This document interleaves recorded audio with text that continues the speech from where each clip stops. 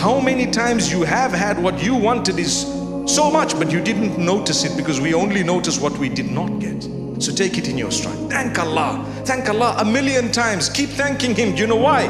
لَإِن شَكَرْتُمْ لَأَزِيدَنَّكُمْ.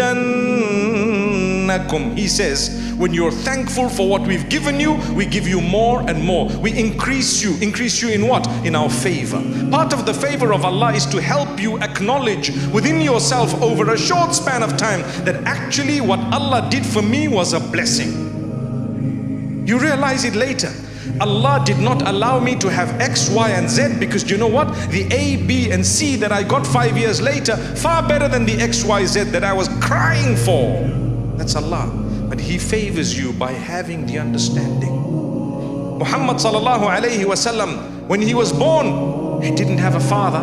His father had predeceased him, his birth, right?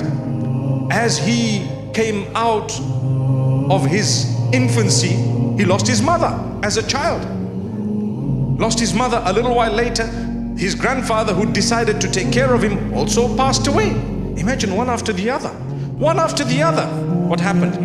That was the chosen by Allah as the greatest. We should not be saying His name without sallallahu alayhi wasallam, peace be upon Him, next to that name. Yet He went through struggles way beyond yours and mine.